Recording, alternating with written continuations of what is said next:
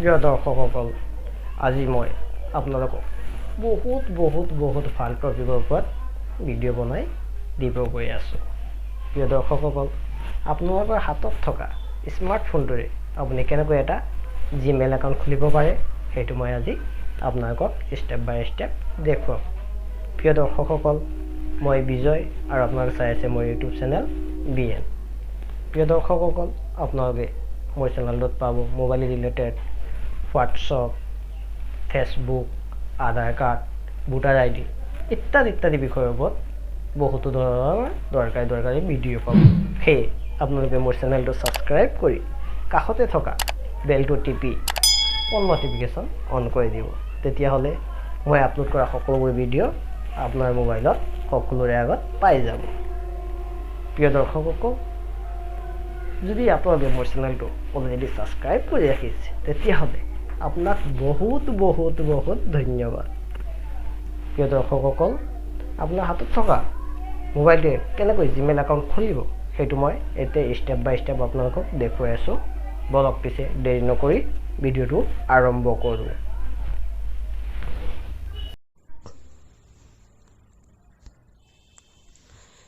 প্ৰিয় দৰ্শকসকল, আপোনালোকৰ হাতত থকা স্মাৰ্টফোনটোৰে আপুনি এটা জিমেইল একাউণ্ট খুলিবৰ কাৰণে আপোনালোকে কি কৰিব লাগিব সেয়া মই ষ্টেপ বাই ষ্টেপ আপোনালোকক দেখুৱাই দিম। আপোনালোকে ধৈৰ্য সহকাৰে চাই থাকক। আপোনালোকে প্ৰথমে আপোনালোকৰ মোবাইলৰ ডাটা অন কৰি ল'ব লাগিব। এয়া মই ডাটা অন কৰি আপোনালোকক দেখাই আছোঁ। এয়া মই ডাটা অন কৰিলোঁ। তাৰপিছত আপোনালোকে যিকোনো এটা ব্ৰাউজাৰত গৈ অ'পেন কৰিব লাগিব, যেনে ক্ৰম ব্ৰাউজাৰ বা গুগল ব্ৰাউজাৰ। মই গুগল ব্ৰাউজাৰটো অ'পেন কৰিছোঁ। এয়া অ'পেন কৰাৰ পিছত এনেকুৱা এটা পেজ খোল খাব আৰু আপোনালোকে চাৰ্চ বাৰত লিখিব লাগিব। কি লিখিব লাগিব? চাৰ্চ বাৰত প্ৰথমত ক্লিক কৰিব।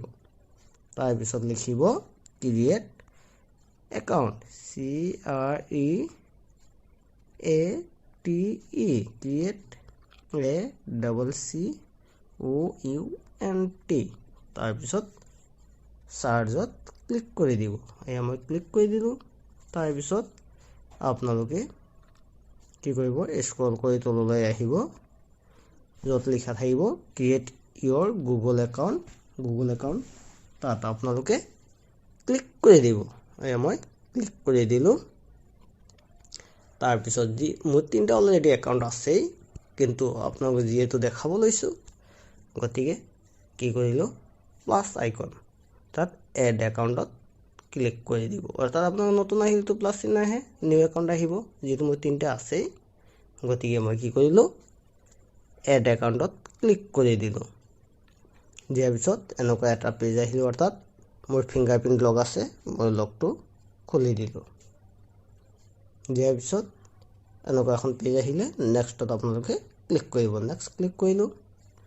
যিহেতু মোৰ একাউণ্ট আছেই অলৰেডি, সেইটোৱে দেখাইছে যে ইয়াত মই দিব লাগে ইমেইল ID আৰু পাছৱাৰ্ডবিলাক। যিহেতু মই নতুন খুলিম, আপোনালোকক নতুন খুলি দেখুৱাম, সেয়ে মই কি কৰিম, এটা ক্ৰিয়েট একাউণ্টত মই ক্লিক কৰি দিলোঁ। সেয়া মই ক্ৰিয়েট একাউণ্টত ক্লিক কৰিছোঁ। তাৰপিছত কি আহিলে, মাই চেল্ফ টু মেনেজ মাই বিজনেছ। মই মোৰ কাৰণে খুলিম, আপোনালোকে যিহেতু নিজৰ কাৰণে খুলিব গতিকে ফৰ মাই চেল্ফত ক্লিক কৰি দিব। এয়া মই ক্লিক কৰি দিলোঁ। তাৰপিছত আপোনালোকৰ সন্মুখত এনেকুৱা এটা পেজ খোল খাব, য'ত লিখা থাকিব first name and last name. First নেমত নিজৰ নামটো লিখি দিব।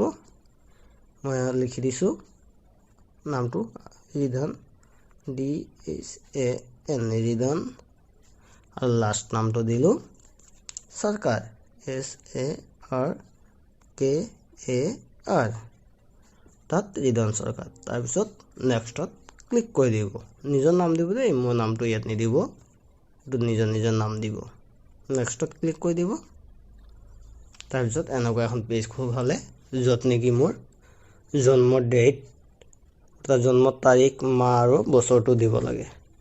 তাৰিখটো দিলোঁ মই 05, মাহটো দিলোঁ মই জুলাই, আৰু ইয়াৰটো দিলোঁ 1983। ইয়াত আহিলে জেণ্ডাৰ মই ল'ৰা নে ছোৱালী, অৰ্থাৎ পুৰুষ নে মহিলা। জেণ্ডাৰত ক্লিক কৰিলোঁ। মই যিহেতু পুৰুষ সেয়ে মেল সিলেক্ট কৰিলোঁ আপোনালোকে মেল হ'লে মেল সিলেক্ট কৰিব ফিমেল হ'লে ফিমেল সিলেক্ট কৰিব তাৰপিছত নেক্সটত ক্লিক কৰি দিব এয়া মই নেক্সটত ক্লিক কৰি দিলোঁ তাৰপিছত চাওক চৰকাৰ ৰিটাৰ্ণ 6@gmail.com আহিছে ৰিটাৰ্ণ চৰকাৰ 0@gmail আহিছে এই দুটা অলৰেডি আছে আপুনি ল'ব পাৰে আৰু যদি নিজে বনাব পাৰে নিজৰ ইচ্ছা অনুসৰি তেতিয়াহ'লে আপোনালোকে 3 নম্বৰ অপশ্যনত ক্লিক কৰি দিব এয়া মই 3 নম্বৰ অপশ্যনত ক্লিক কৰিলোঁ তাৰপিছত আপুনি জিমেইল একাউণ্টটো লিখিব দিছে আপুনি কোনটো বনাব বিচাৰে মই লিখি দিওঁ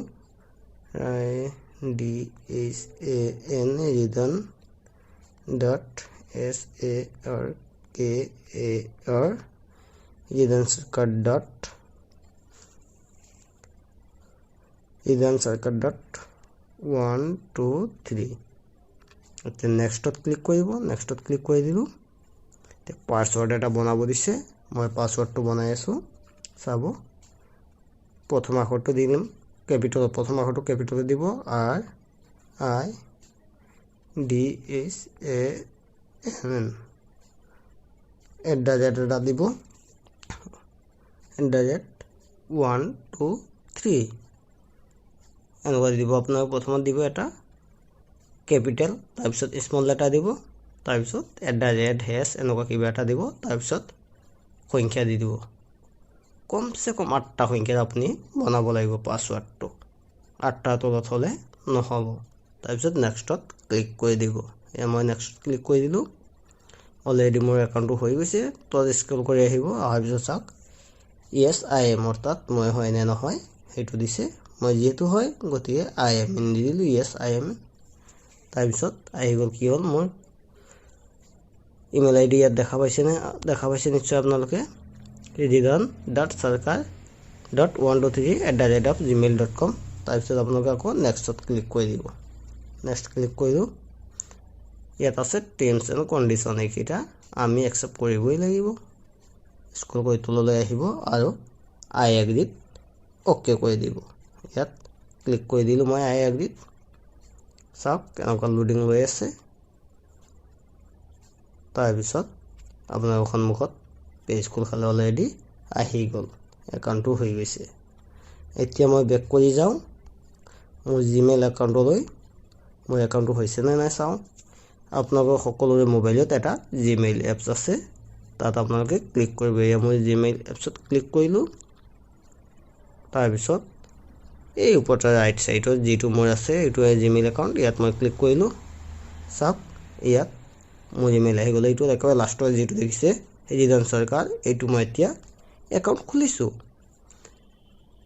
এতিয়া এই জিমেইল একাউণ্টটো এতিয়া আপোনালোকক খুলি দেখুৱা লাষ্টৰটো হৈছে জিমেইল একাউণ্ট আগৰ তিনটা অলৰেডি মোৰ আছিলেই এইটো হৈ গ'ল প্ৰিয় দৰ্শকসকল মোৰ ভিডিঅ'টো চাই যদি আপোনালোকে সামান্য পৰিমাণে হ'লেও ভাল পাইছে আৰু কিবা বুজি পাইছে তেন্তে মোৰ চেনেলটো সাবস্ক্ৰাইব কৰিব আৰু কাষতে থকা বেল আইকনটো টিপি অল নটিফিকেশ্যন অন কৰি দিব শেষত সকলোৰে সুস্বাস্থ্য কামনা কৰি ভিডিঅ'টো ইমানতে সামৰণি মাৰিছোঁ ধন্যবাদ